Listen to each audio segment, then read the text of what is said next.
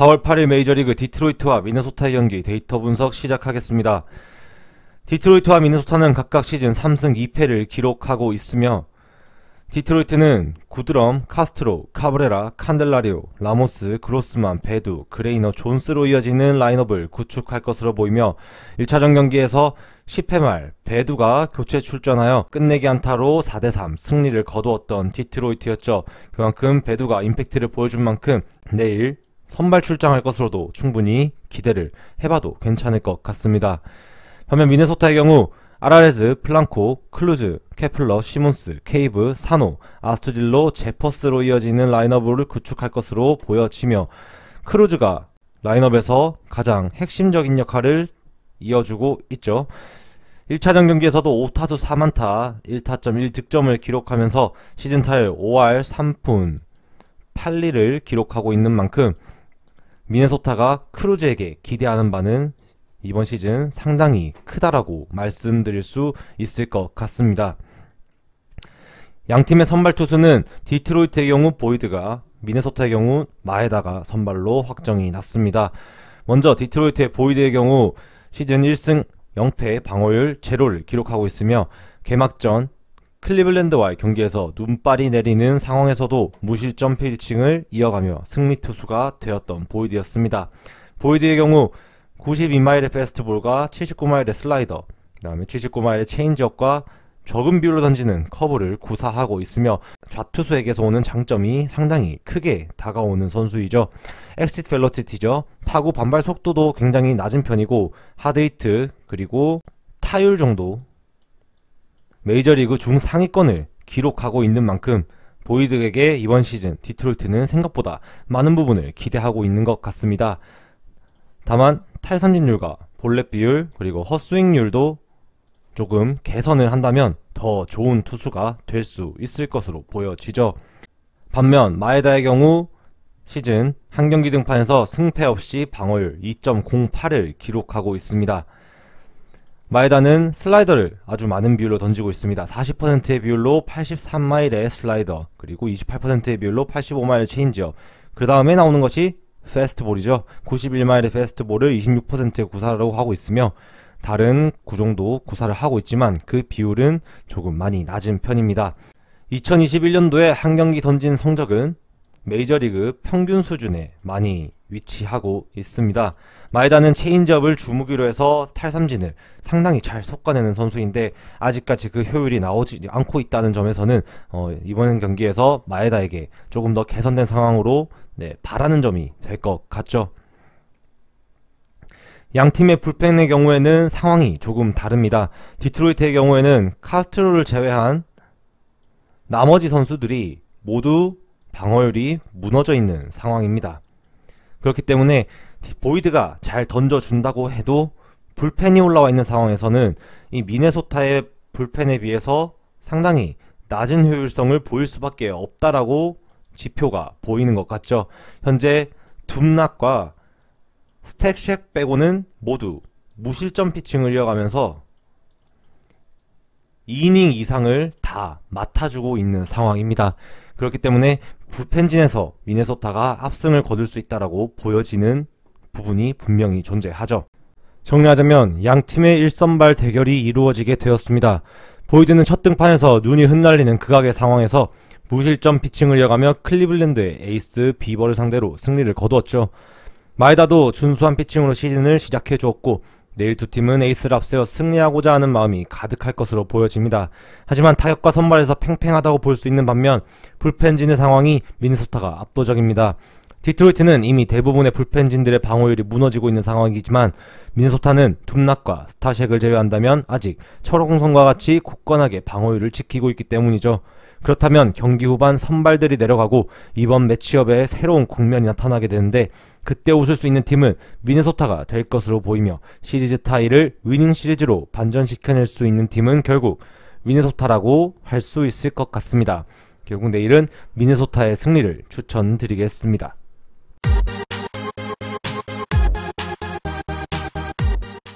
4월 8일 메이저리그 신시내티와 피츠버그의 경기 데이터 분석 시작하도록 하겠습니다. 양 팀은 정반대되는 상황에 놓여 있습니다. 신시내티는 시즌 4승 1패에 4연승을 기록하고 있으며 피츠버그는 1승 4패 4연패에 빠져있는 상황이라고 말씀드릴 수 있죠. 신시내티는 나퀸, 카스텔라노스, 보토, 수아레즈, 무스타커스, 센젤, 인디아, 바나트, 카스틸로로 이어지는 라인업을 구축할 수 있으며 직전 경기에서 나퀸이 2홈런 포함 7타점 올려주면서 승리의 주역이 되었던 부분이 존재합니다. 그 외에도 카스틸라노스가 메이저리그 현재 타율 1위로 신시내티의 타선을 이끌고 있으며 무스타커스, 인디아, 바나트도 밀리지 않는 타격을 보여주면서 신시내티의 4연승에 힘을 보태고 있는 상황입니다. 반면 피츠버그의 경우에는 프레이저, 뉴먼, 레이놀즈, 모란, 에반스, 스탈링스, 곤잘레스, 알포드, 콜로 라인업이 구축될 것으로 보이며 레이놀즈와 모란, 에반스가 분전하고는 있지만 신시내티의 화력에 비하면 많이 부족해 보이는 것이 사실인 듯 합니다. 특히 하위 타선에서 큰 차이를 보이는 만큼 타격의 효율이 다른 양팀이라고 할 수 있죠. 양팀의 선발 투수는 신시내티의 경우 카스틸로, 피츠버그의 경우에는 콜로 확정이 났습니다. 카스틸로는 이름에 걸맞지 않는 피칭으로 시즌 첫 경기 등판을 패배로 장식하고 말았죠. ERA가 21.60으로 시즌을 시작하게 된 카스틸로라고 할 수 있을 것 같습니다. 이때 당시 세인트루이스를 상대로 3.1이닝 동안 8피안타 17점 8자책점을 기록하면서 아쉬운 결과를 가져갔고, 이때는 이 카스틸로의 패스트볼 중 투심 패스트볼이 제대로 공략당하면서 완전히 무너져버리고 말았다라고 말씀드릴 수 있을 것 같습니다. 하지만 여전히 97마일의 빠른 공과 88마일의 체인지업, 87마일의 슬라이더는 카스틸로가 메이저리그에서 아직까지 에이스로서의 기대를 저버리지 않고 팀에서 활용되고 있는 그 장점이라고 할 수 있으며, 역시나 타구 반발 속도라던가 하데이트 부분에서는 그래도 괜찮은 지표를 유지하고 있다라고는 말씀드릴 수 있을 것 같습니다. 반면 쿨의 경우 시즌 한 경기 등판했죠. 한 경기 등판에서 3.00의 ERA를 기록하고 있으며 94마일의 페스트볼과 88마일의 슬라이더, 81마일의 커브볼을 주로 활용하고 있으며 종종 체인지업을 던지고 있는 투수입니다. 쿨은 어떻게 보면 카스틸로보다는 조금 더 안정적인 피칭을 첫 경기에서 했습니다. 메이저리그 평균 수준의 모든 지표들을 다 기록을 하는데 성공했지만 볼넷이 결국 많았고 탈삼진을 잡지 못한다는 부정적인 지표도 분명히 존재했죠. 3이닝 동안 볼넷이 3개나 나왔고 1이닝당 하나꼴의 볼넷은 여전히 신시내티의 무서운 타선들 앞에서는 큰 방해물이 되고 자신을 무너뜨리는, 스스로 무너뜨리는 그러한 안 좋은 지표로 남게 될 것이라고 예상이 되는 것 같습니다. 양 팀의 불펜의 경우에는 조금 상황이 다릅니다. 피츠버그는 직전 경기에서 경기가 일찌감치 터져버리면서 불펜을 조금 과한 사용을 조금 하게 되었죠. 홈메스가 투구수가 과다했고 언더우드도 투구수가 과다해지면서 내일 경기에서는 등판하기 힘들 것으로 보입니다. 만약에 피츠버그가 리드를 잡게 된다면 그래도 그 리드를 지켜줄 확실한 불펜들은 어느정도 가지고 있는 상황입니다. 특히 베드너의 빠른 공과 스플리터를 활용한다면 베드너가 충분히 긴 이닝도 맡아줄 수 있지만 피츠버그는 필승조로서 베드너를 많이 아끼는 모습을 보여주면서 내일 리드를 잡아서 필승조를 운영할 수 있을 것인가가 피츠버그의 핵심 포인트가 될 것이며, 신시내티의 경우에는 로마노가 투구수가 조금 많아서 내일 휴식을 취할 것으로 보이며 그 외에도 안톤이라든가 돌리틀, 그 다음에 풀머가 존재한다는 점은 신시내티가 불펜에서도 밀리지 않는다라고 충분히 자부할 수 있는 모습이 보일 것 같습니다. 정리하자면 피츠버그가 연패의 늪에서 헤어나오지 못하고 있다라고 말씀드릴 수 있습니다. 반면 신시내티는 타격의 힘을 앞세워 최근 승리한 4경기에서 총 40득점을 올려놓은 만큼 절정의 타격감을 살려내고 있죠. 선발 투수에서는 카스텔로가 이름값에 걸맞지 않은 첫 경기 등판을 가져갔지만 피츠버그를 상대로 반전을 노리고 있는 상황입니다. 쿨은 제구에서 조금 더 개선된 모습을 분명히 보여야 할 것이라는 숙제를 가지고 있고 신시내티의 강타선을 상대로 버텨낼 수 있을지는 의문점이 생기는 것은 어쩔 수 없는 듯하죠. 피츠버그는 승기를 잡는다면 그 점수를 지켜줄 수 있는 불펜이 존재하면 틀림없지만 타격에서 차이가 보이는 현 시점에서 리드를 잡는 것조차 상당히 어려워 보이는 것 같습니다. 결국 카스틸로가 흔들리지 않는다면 내일 경기는 쉽게 신시내티가 승리할 가능성이 높아 보인다라고 정리할 수 있을 것 같습니다. 따라서 내일은 신시내티의 핸디캡 승리까지도 추천을 드릴 수 있을 것 같습니다. 4월 8일 메이저리그 워싱턴과 애틀랜타의 경기 데이터 분석 시작하도록 하겠습니다. 먼저 워싱턴은 매츠와의 시리즈가 코로나19 이슈로 취소가 되면서 시즌 첫 경기를 애틀랜타와 시작하게 되었고 그 경기를 승리로 장식할 수 있게 되었습니다. 반면 애틀랜타의 경우 시즌 극심한 타격 부진 속에 4연패에 빠져있는 상황이죠. 워싱턴은 로블스, 터너, 소토, 짐머맨, 카스트로, 페레즈, 스테벤손, 로크로이, 페레로 이어지는 라인업을 구축할 것으로 보이며 짐머맨의 활약이 눈부셨던 1차전 경기였다고 할 수 있죠. 짐머맨은 중심 타선에서 4타수 2안타를 기록하며 타점으로 이어질 수 있는 득점 포지션을 만드는데 확실한 활약을 했다라고 볼 수 있습니다. 또한 짐머맨의 자리에 대타 자원으로 스타 플레이어 중 한 명이었던 조시벨이 위치하고 있다는 점은 워싱턴의 타격 뎁스가 상당히 깊어졌다라고 말씀드릴 수도 있을 것 같습니다. 반면 애틀랜타의 경우 아쿠나 주니어, RBS, 프리먼, 오주나, 디나우드, 스완슨, 라일리, 바체, 프라이드로 타선이 구축될 것으로 보이며 아쿠나 주니어가 조금 살아나는 모습을 보였다는 점은 긍정적이지만 프리먼과 오주나가 여전히 침묵하면서 타율이 상당히 부진하다는 점은 아쉬운 부분이 확실히 드러난다고 할 수 있죠. 프리먼도 홈런을 치면서 좋은 모습을 이어가는 반전을 조금 보여주긴 했지만 이 모습을 내일도 보여줄 수 있을지는 조금은 더 지켜봐야 되지 않나 생각이 드는 것 같습니다. 양팀의 선발 투수는 페레와 맥스 프라이드로 선발 발표가 났습니다. 페레는 93마일의 패스트볼과 80마일대의 빠른 커브볼, 그리고 89마일의 커터, 그리고 87마일의 체인지업을 골고루 던지는 투수로 생각하시면 될 것 같습니다. 하지만 그 지표들이 상당히 좋지 못하다고 나와 있죠.